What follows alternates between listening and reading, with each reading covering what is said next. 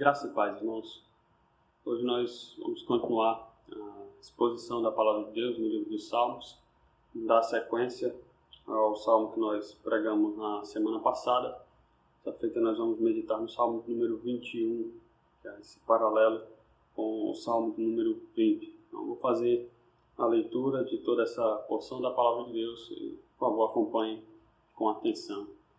A leitura onde diz assim: ao mestre de canto, Salmo de Davi. Na tua força, Senhor, o rei se alegra, e como exulta com a tua salvação. Satisfaze-lhe o desejo do coração, e não lhe negaste as súplicas dos seus lábios, pois o supres das bênçãos de bondade, e pões-lhe na cabeça uma coroa de ouro puro. Ele te pediu vida, e tu lhe a deste, sim, longevidade para todo sempre. Grande lhe é a glória da tua salvação, de esplendor e majestade o sobrevestiste, pois o puseste por bênção para sempre, e o encheste de gozo com a tua presença. O rei confia no Senhor, e pela misericórdia do Altíssimo jamais vacilará. A tua mão alcançará todos os teus inimigos, a tua destra apanhará os que te odeiam. Tu os tornarás como em fornalha ardente, quando te manifestares, o Senhor, na sua indignação, os consumirá, o fogo os devorará.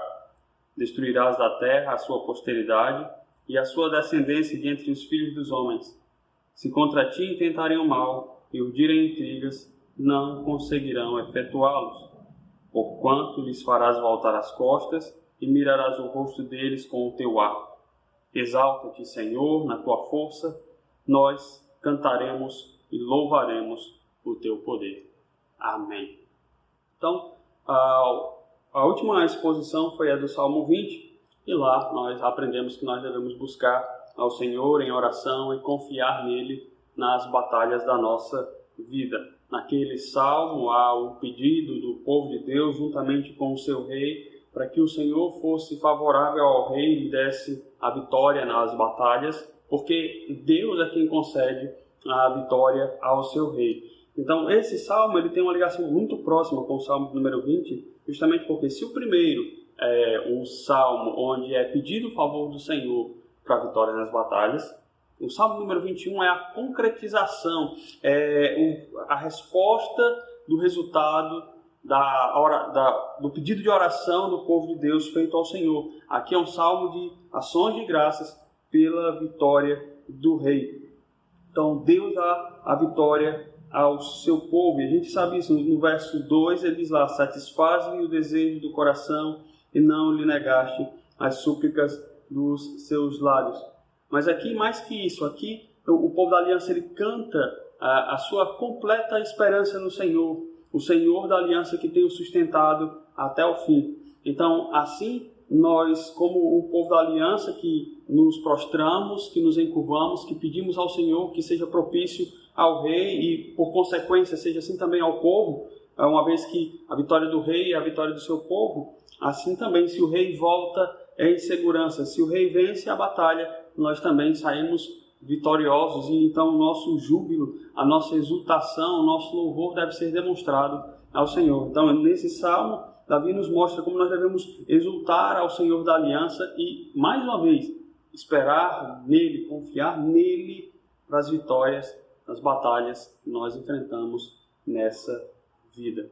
Então, em primeiro lugar, ele vai mostrar essa exultação, essa alegria que nós devemos ter de demonstrar perante o Senhor, porquanto Ele tem respondido às nossas orações e dado vitória nas nossas lutas. Vejam que, mais uma vez, aqui ele fala especificamente do rei, mas lembre-se, a vitória do rei é a vitória do seu povo. A resposta do povo e a resposta do rei é uma resposta de louvor. Veja no verso 1, ele diz: na tua força, Senhor, o rei se alegra. Então, há um reconhecimento já no início do Salmo de que a vitória concedida pela batalha que foi lograda a êxito, ela vem das mãos do Senhor. É na força do Senhor que veio a alegria do rei. Então, aqui é uma exultação pelo retorno em paz que é certamente vindo por conta da resposta favorável do Senhor. Vejam, lá no Salmo 20, o Salmo anterior, no verso 6, o povo já canta antecipando a vitória que o Senhor daria. Salmo 20, verso 6, ele diz: agora sei, como algo particular de cada um do povo de Deus, proclamando diante do Senhor: agora eu sei que o Senhor salva o seu ungido, salva o seu rei. Ele lhe responderá do seu santo céu com a vitoriosa força da sua destra. Então eles já cantavam antes que a vitória é garantida no Senhor. Então aqui mais uma vez, o rei vai se alegrar, mas se alegra na força que o Senhor dá. Ele diz no final: e como exulta com a tua salvação. Ele transborda de alegria por conta da vitória concedida pelo rei. Há um reconhecimento aqui do Senhor apenas como o sustentador, como aquele que concede o poder para a vitória. Vejam, aqui mais uma vez, no final do Salmo 20, os últimos versos mostravam a confiança dos inimigos do povo de Deus em carros e cavalos.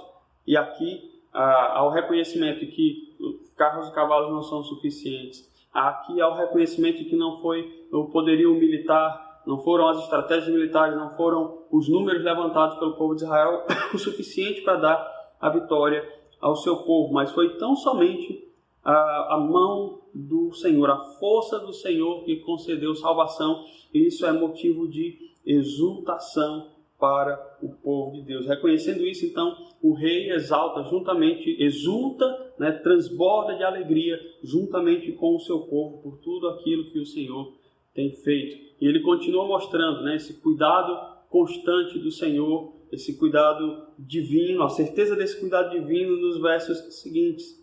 O verso 2, então, ele diz: o Senhor satisfaz-lhe o desejo do coração e não lhe negaste as súplicas dos lábios, pois supre de bênção, das bênçãos de bondade, põe-lhe na cabeça uma coroa de ouro puro. Veja que isso aqui é justamente a resposta daquilo que havia sido pedido no verso 4 do Salmo número 20. Ele pede: conceda-te segundo o teu coração e realize os teus desígnios.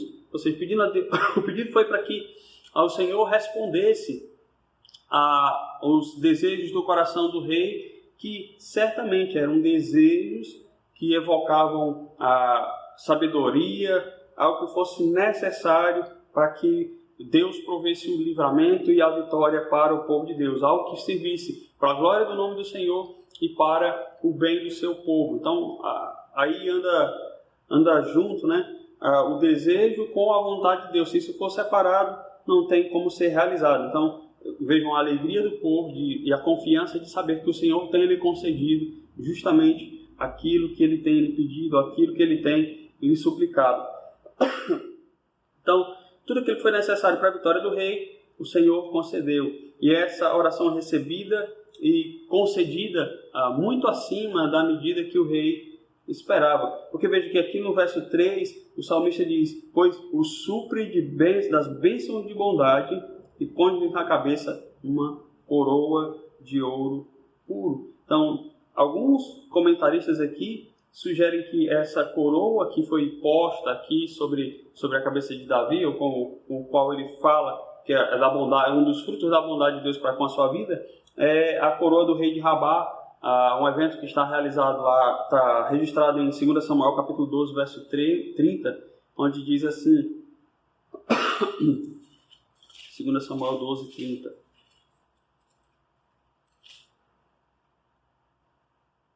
Depois da conquista de Rabá, diz: então tirou a coroa da cabeça do seu rei, o peso da coroa era de 1 talento de ouro, e havia nela pedras preciosas, e foi posta na cabeça de Davi, e da cidade levou muito grande despojo.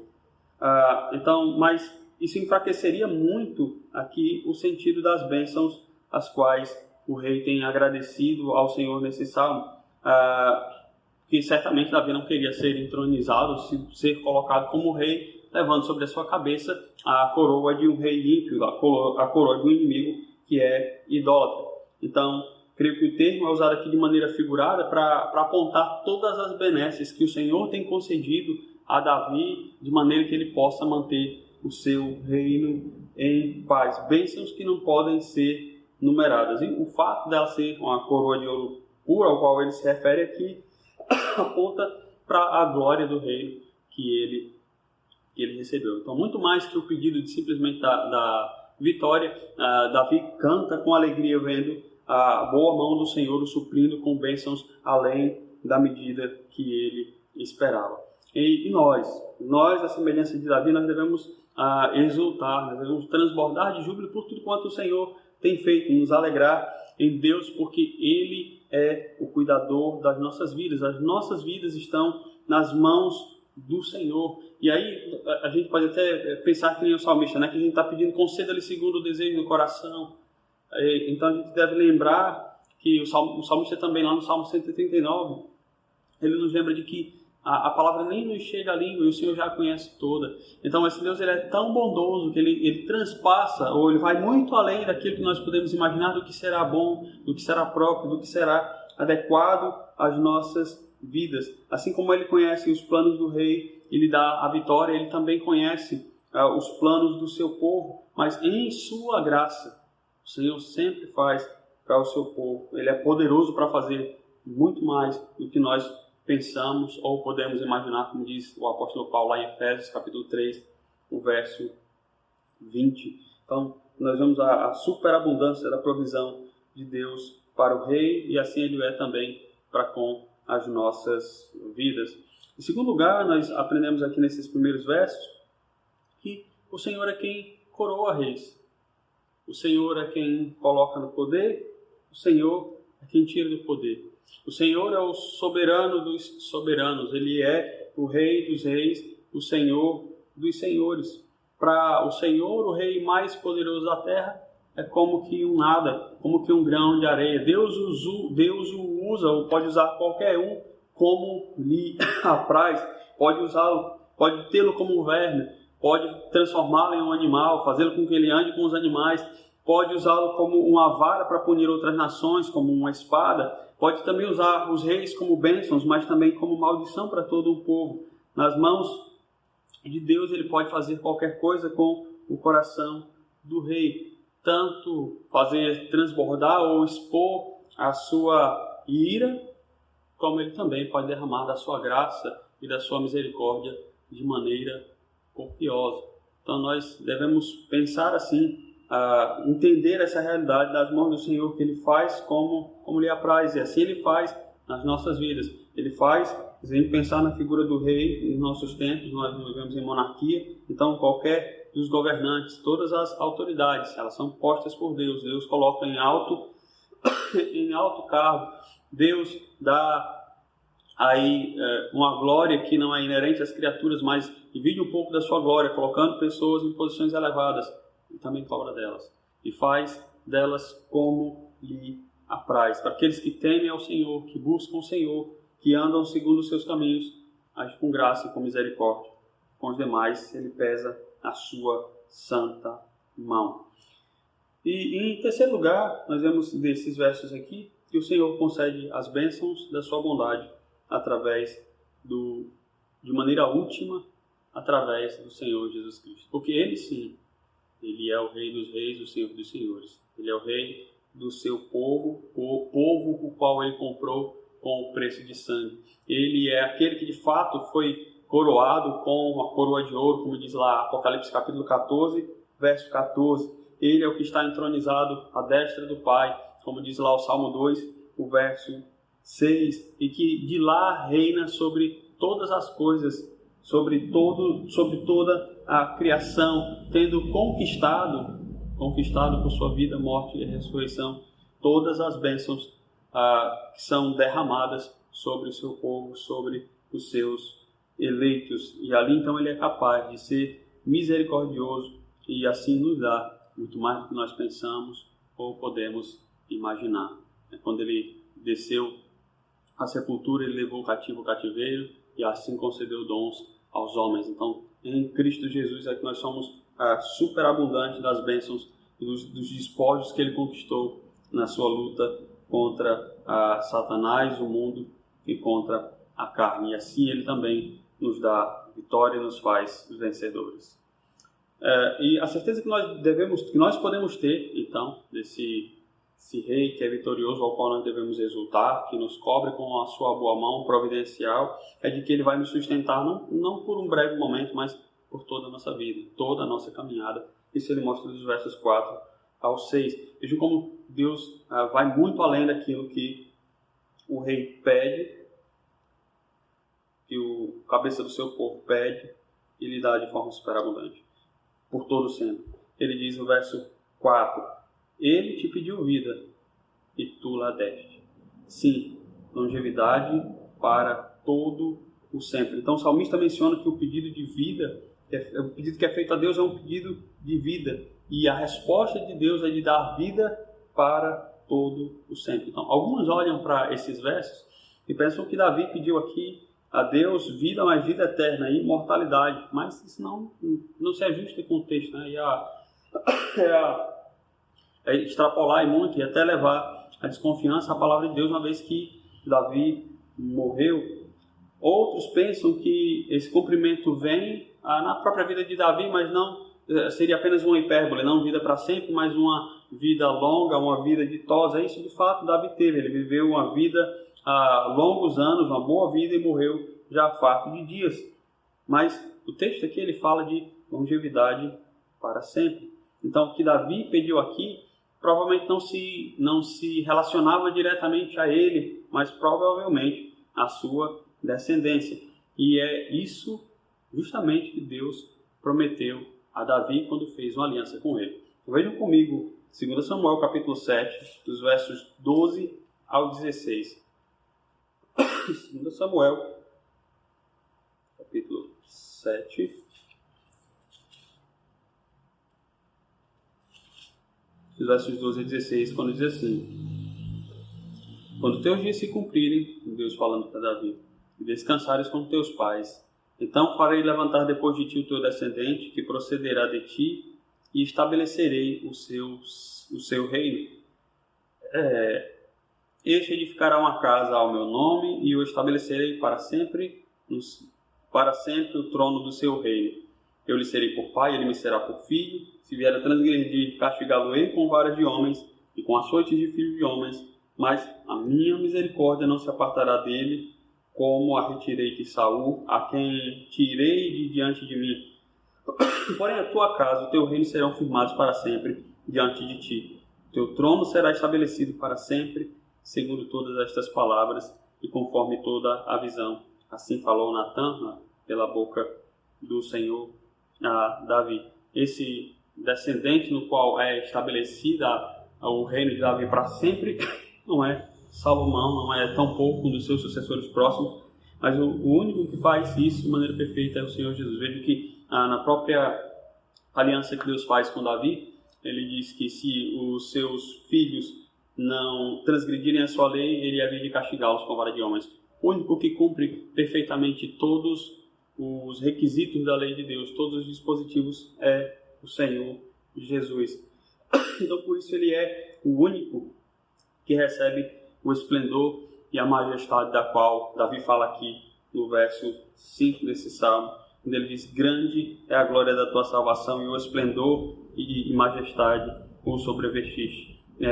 O Senhor Jesus é aquele de quem falou o autor de Hebreus lá no capítulo 2, dos versos 7 e 9, o seguinte, cumprindo exatamente o pedido que é feito aqui, a concessão de graça que é dada aqui. Hebreus capítulo 2, os versos 7 e 9 diz assim, falando acerca de Jesus, ele diz: fizeste-o por um pouco menor que os anjos, de glória e de honra o coroaste, e o constituíste sobre as obras das tuas mãos.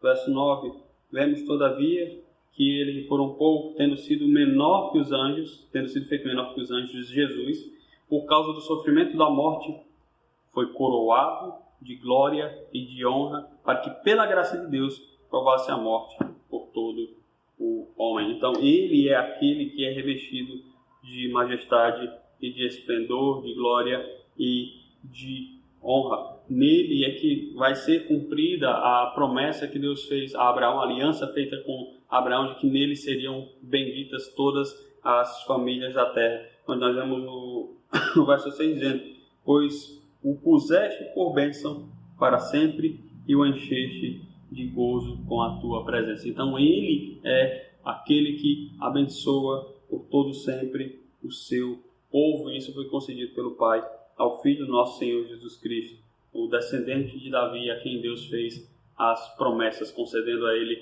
um reino que duraria por todo o sempre. E na gratidão por sua vitória, Davi então olha aqui para o pacto que o Senhor fez com ele e confia que o Senhor há de estabelecê-lo por todo o sempre. Então, reino para todo o sempre. Davi, ao buscar fazer uma casa para o Senhor, não esperava que Deus agisse assim com graça e fizesse justamente o contrário, que estabelecesse a casa de Davi para todo sempre, dando assim a sua descendência essa glória de estar aí na linhagem daquele que é o rei que reinará por todo sempre. Isso tudo é o desenrolar do pacto que Deus fez com o homem, chamado Pacto da Graça, que é cumprido de maneira final pelo Senhor Jesus Cristo, por meio do qual ele redime o seu povo, ele salva o seu povo e o guarda, enchendo-o de bênçãos, não só nessa vida, mas para todos, sempre, por toda a eternidade, podemos estar com o Senhor. Então, do que a gente aprende nesses versos aqui? Em primeiro lugar, é que as bênçãos de Deus, elas chegam, mas quase sempre elas se mostram muito mais ricas do que nós poderíamos imaginar. Assim como Davi não imaginou que a sua descendência seria estabelecida para sempre, assim também tampouco nós conseguimos conceber quanto mais Deus tem feito ou o que Ele fará por meio das bênçãos que Ele tem derramado sobre as nossas vidas. A segunda coisa que nós devemos aprender daqui é de que se as bênçãos extrapolam a medida do nosso entendimento, a medida do nosso conhecimento, a pergunta que a gente deve fazer é: então, quão grato nós devemos ser ao Senhor? Qual é a medida da gratidão que nós devemos ter para com Deus por tudo quanto Ele tem feito nas nossas vidas?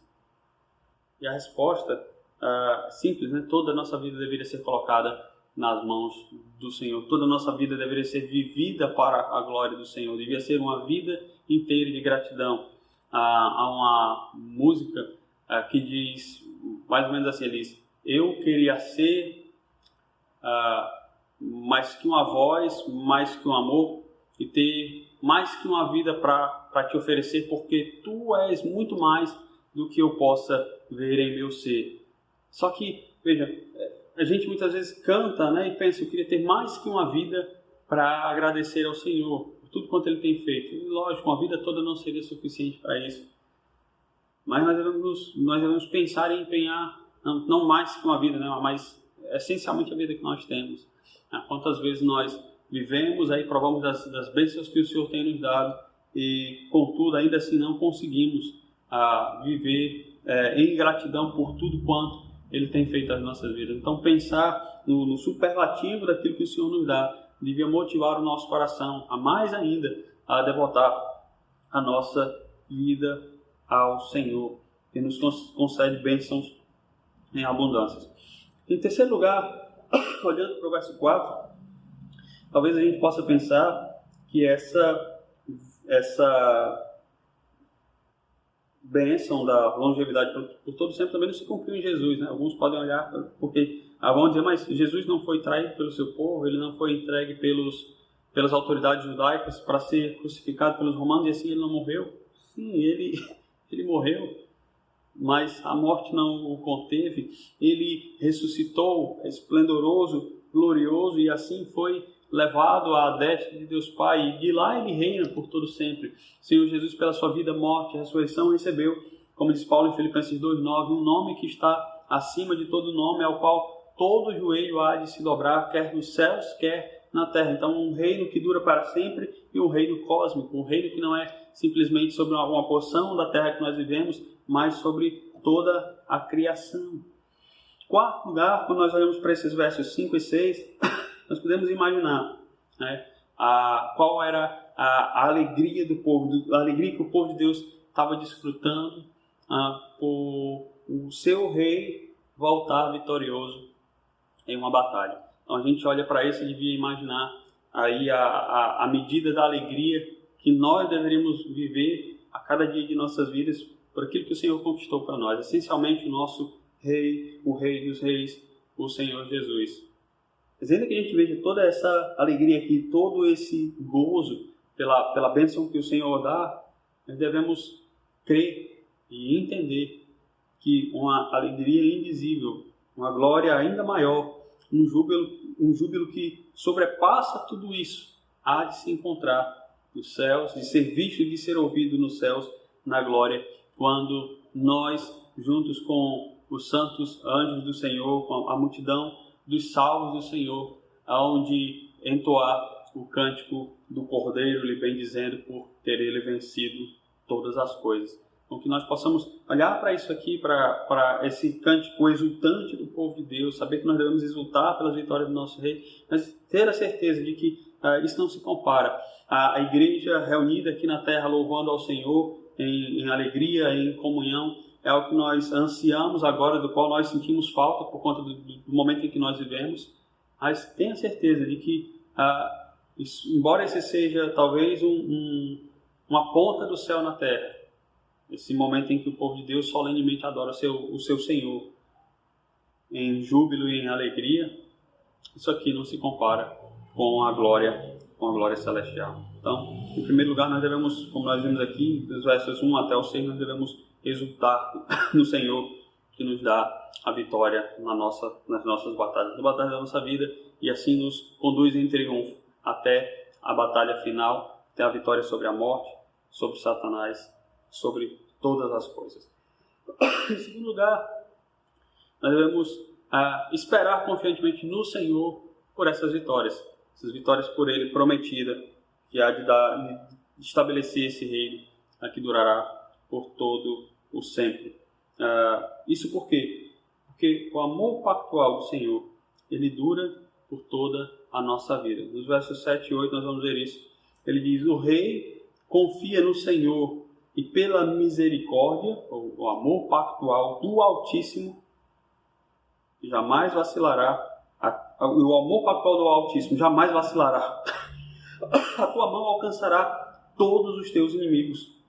A tua destra apanhará os que te odeiam. Então, após exaltar o Senhor, que concede a salvação, o salmista demonstra aqui a sua confiança na vitória final estabelecida por Deus à descendência de Davi. No verso 7, ele mostra que essa confiança só existe por causa aqui da misericórdia, a palavra hesed do hebraico, que se refere ao amor pactual de Deus, ao amor exclusivo de Deus que ele tem para com o seu povo, com o qual ele age em fidelidade para cumprir toda a sua promessa, todas as suas palavras. Em 2 Samuel 7, 15 e 16, o Senhor mostra que ele não deixa de punir os pecados da descendência de Davi.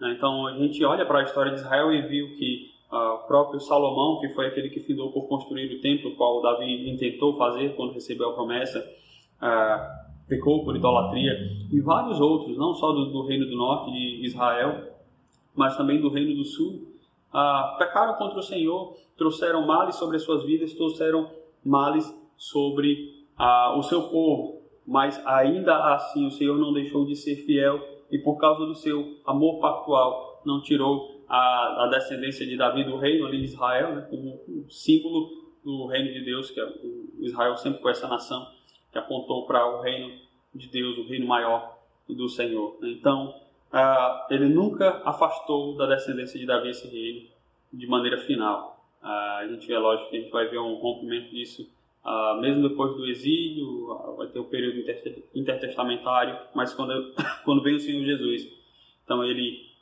inaugura o reino de maneira final, que não se acaba, cuja dinastia jamais será removida.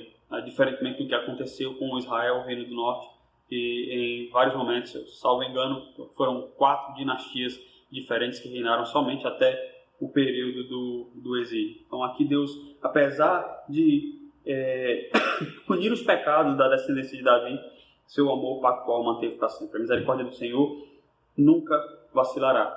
E isso resulta de maneira final na destruição final dos inimigos do rei e dos inimigos de Deus. E assim os inimigos dele não mais subsistirão. Por isso ele diz no verso 8: a tua mão alcançará todos os teus inimigos, a tua destra apanhará os que te odeiam. Todos sem exceção. Em segundo lugar, esse amor pactual do Senhor garante a vitória, né? Ele não apenas anuncia que dá, mas ele garante a vitória sobre os inimigos. Uma vitória que é total. Veja os versos 9 e 10, ele diz: tu os tornarás como em fornalha ardente quando te manifestares. O Senhor, na sua indignação, os consumirá, o fogo os devorará. Destruirás a terra da sua posteridade e a sua descendência dentre os filhos dos homens. Então, duas imagens são utilizadas aqui para falar do tipo de destruição que o Senhor há de trazer sobre os inimigos do seu rei, do seu ungido, aquele que reinará por todo o sempre. O verso 9 diz, e essas são a imagem da fornalha e a imagem da destruição dos filhos, a destruição da descendência. O verso 9 diz que a manifestação do Senhor será com indignação e consumirá todos os inimigos em fogo como numa fornalha. Lógico que o episódio que eu vou citar é posterior, é do período do exílio. Lembre-se de como, quando os 4 amigos de Daniel foram ser lançados na fornalha ardente, de tão quente, as próprias pessoas que os lançaram lá dentro também foram consumidas pelo fogo. Então essa imagem de destruição total, de destruição até ao pó, até as cinzas, no livro de Apocalipse capítulo 14, verso 1, mostra que esse será o fim de todos aqueles que se opuserem ao reino de Cristo. Daquele Cristo, aquele que foi coroado com a coroa de ouro, como ele diz mais adiante. Como ele diz mais adiante no verso capítulo 14, verso 14. A outra imagem de destruição total é a do verso 10, quando ele fala: destruirás a terra da sua posteridade e a sua descendência de entre os filhos dos homens. Então, acabou a descendência, acabou totalmente o inimigo, não há mais nenhuma linhagem de sangue para continuar a multiplicar assim os inimigos do Senhor. Então ele há de dar destruição cabal, total a todos esses inimigos. Uma vitória que, portanto, é irrevogável, como ele mostra nos versos 11 e 12. Verso 11 ele diz: se contra ti intentarem o mal e urdirem intrigas, não conseguirão efetuá-los, porque lhes farás voltar as costas e lhe mirarás o rosto deles com o teu arco. Então não vai haver mais inimigos os quais possam se levantar contra o reino do Senhor. É como o salmista diz Davi diz lá no Salmo 2, verso 2, ele diz que os reis da terra se levantam, os príncipes conspiram contra o Senhor e contra o seu ungido, dizendo: rompamos os seus laços e sacudamos de nós as suas algemas. E a resposta do Senhor é: ri-se aquele que habita nos céus, o Senhor zomba dele, porque na sua ira lhes há de fará, e no seu furor os confundirá. No final, ele vai dizer, verso 9: com vara de ferro as regerás e as despedaçarás como um vaso de oleiro. Então é assim que o Rei dos Reis, o Senhor dos Senhores, há de destruir. Então essa é a vitória futura. A vitória ela vai sendo mostrada aqui na linhagem de Davi, em cada pedido, em cada salmo, cada resposta. Deus vai confirmando a aliança que ele havia feito. Mas de maneira última, esse salmo se cumpre na pessoa bendita do Senhor Jesus Cristo.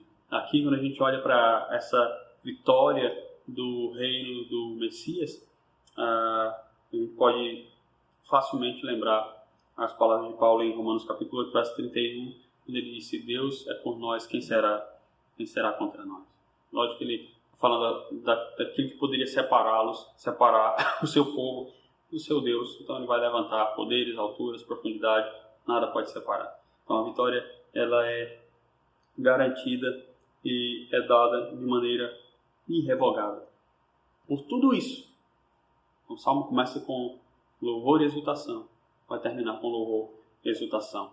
Então, no verso 13, o salmista vai dizer: então, exalta-te, Senhor, na tua força, nós cantaremos e louvaremos o teu poder. O salmo finda como começou, com uma grande expressão de louvor ao Senhor, com a disposição do rei e de todo o povo louvá-lo de contínuo.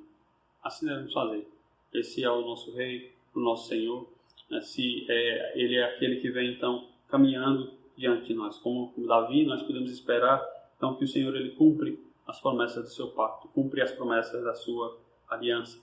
Deus não é homem para que minta. Deus não é filho de homem para que se arrependa. Então, os que estão em Cristo, louvem, exultem. Mas aqui o Salmo, ele também traz uma mensagem para aqueles que não o conhecem, para aqueles que não se colocam como súditos do seu reino, que é de corram para ele.